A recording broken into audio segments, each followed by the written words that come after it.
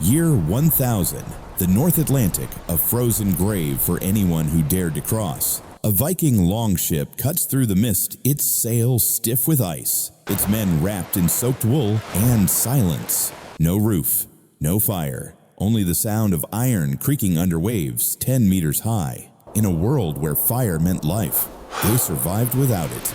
Archaeologists have searched every Viking ship, Oseberg, Gokstad, Skuldelev, and found not a trace of ash, not a mark of soot, nothing. So how did they stay alive when even a spark could mean death? They didn't win with flame. They won with knowledge, cold, precise, and unburning.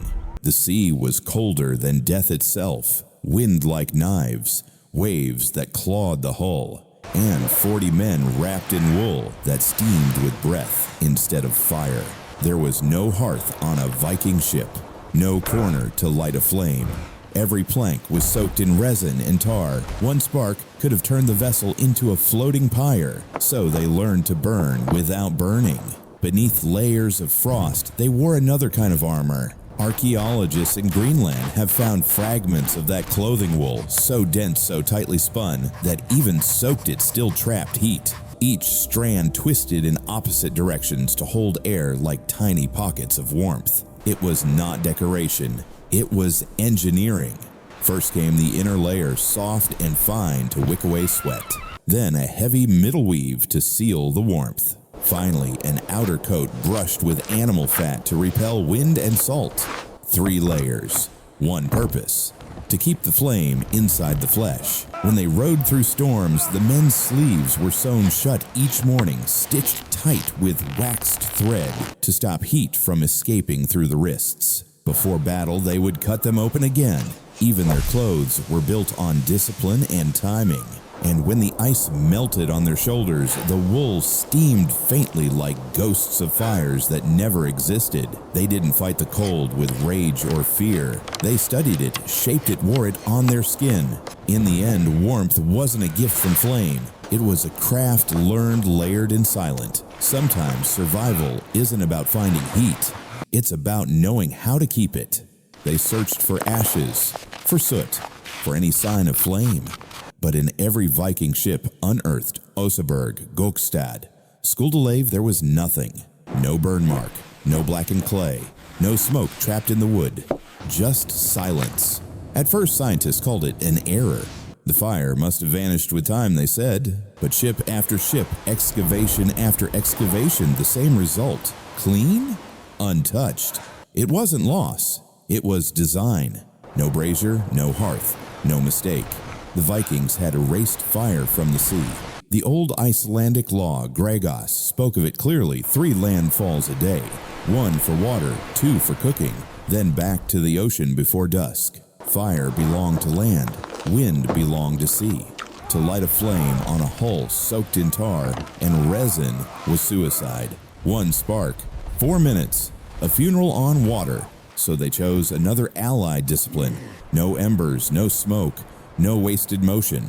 They ate cold. They rode hot. They moved in rhythm. Every absence became efficiency. Every silence became order. Beneath the roar of wind and wave, their restraint spoke louder than any fire could crackle. The genius of the North wasn't in what they built, but in what they refused to carry. Sometimes what's missing is not a mistake, it's mastery. The sea doesn't wait for hunger. Out there, every minute spent cooking could mean death or discovery. A spark, a column of smoke, a glow on the horizon, enough to give away a crew's position or burn their ship to ash. The Vikings knew it, so they learned to eat cold. Archaeologists have found traces of dried cod, salted herring, barley bread, and hardened animal fat food meant to last months, not days. In Hedeby and Burka, fragments of travel cakes were uncovered barley and crushed nuts baked hard in the sun. No fire, no scent, no risk. For every voyage, they prepared their rations on land barrels of dried fish, sealed tubs of tallow oat mash mixed with butter and salt, what the sagas called kullgrout. Each meal, dense and simple, carried the energy of survival. They ate while rowing. They chewed while freezing. They moved while others stopped. 3 bites of fat could keep a man alive for half a day, slow-burning fuel that replaced the warmth of flame. The body became the fire, the stomach the hearth. And when they reached shore, they lit their fires only once to cook, repair, refill. Then the sea claimed them again. In that rhythm, they discovered something deeper than nutrition.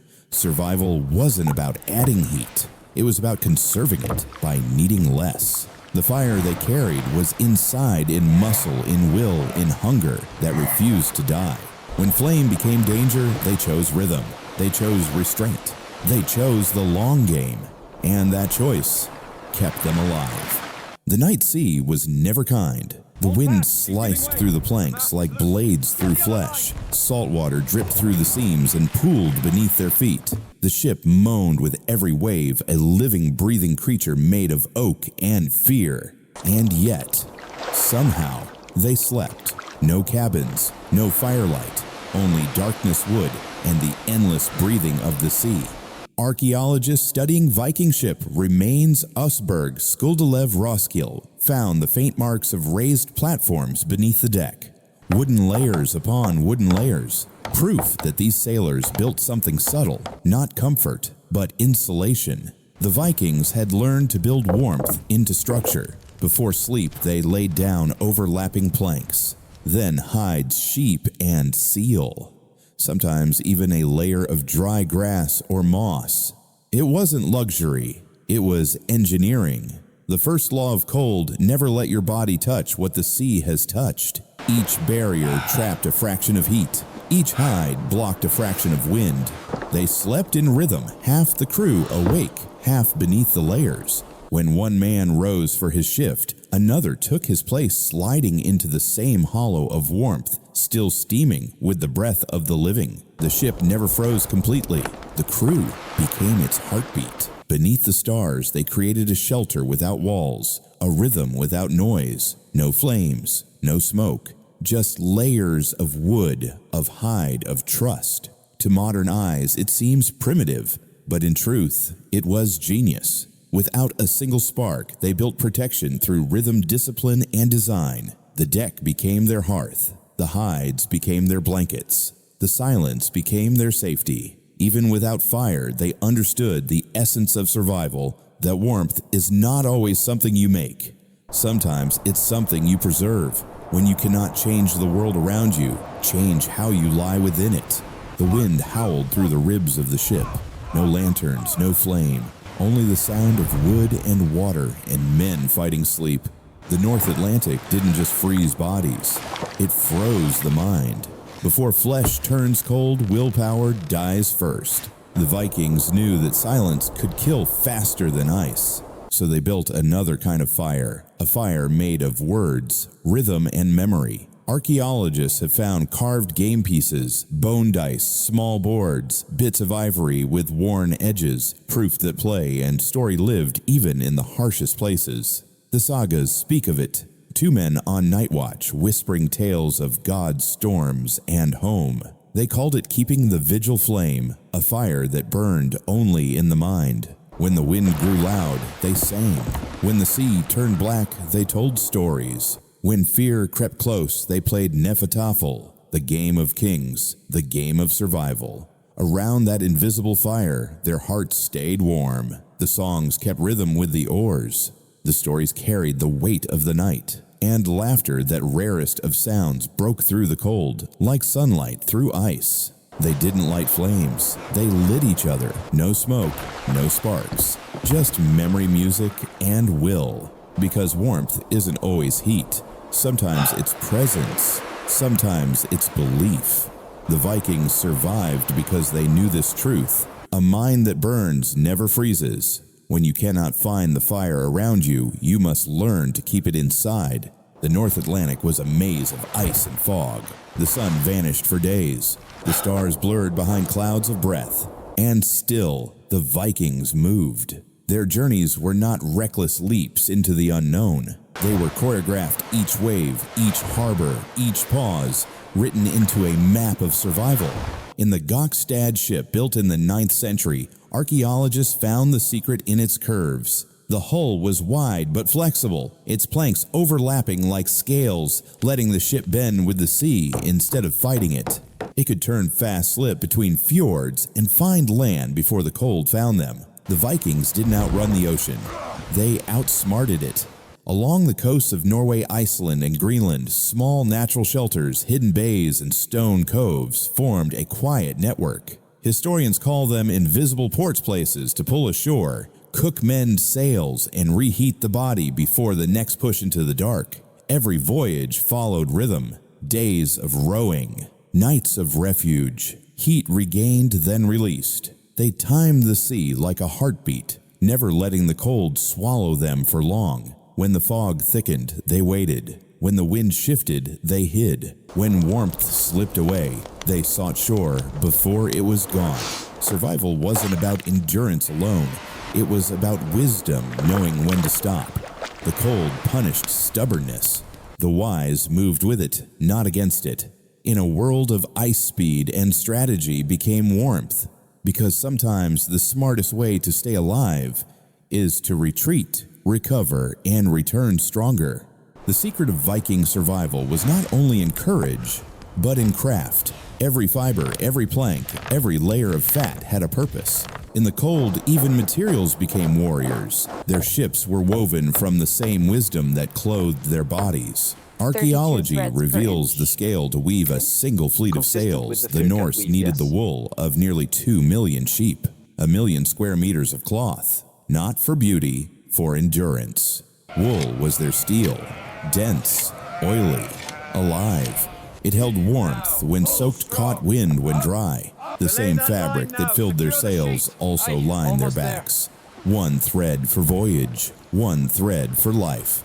Around them, the world froze. But within their materials, warmth was engineered. Cloth to catch wind, fat to repel water, resin to lock the cold, thick wool tunics, furs over shoulders, grease-brushed hides against the wind, resin and animal fat smeared into hull seams to block water and seal out the cold. Even the sails became shelters stretched across the deck to trap the crew's heat. Every inch of their world worked together, shipcloth and man forming a single system of insulation. Fire was no longer needed. The structure itself became heat. The Vikings didn't build comfort. They built continuity, a loop of design where nothing went to waste. The wool breathed, the tar sealed, the fat repelled. The cold struck, and everything resisted. They survived not because they carried flame, but because they mastered matter. When the world turns hostile, survival doesn't depend on warmth alone. It depends on how wisely you weave it. No hearth, no campfire, no flame to break the darkness of the sea. And yet, they endured. The Vikings survived not through warmth of fire, but through warmth of mind. Their bodies became furnaces, their clothes insulation, their ships shelters that breathed with them. Even their silence was engineered for survival. They learned that nature could not be conquered, only understood. In a world where every spark could mean death, they found a different kind of heat, the heat of knowledge, of rhythm, of human will. They turned cold into structure. They turned danger into design.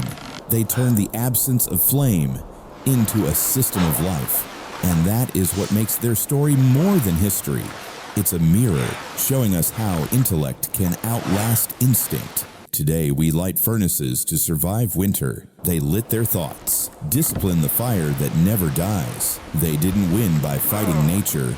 They won by listening to it, by bending with it, by learning its laws until the sea itself kept them alive. That is the true flame, the fire that burns in the human mind.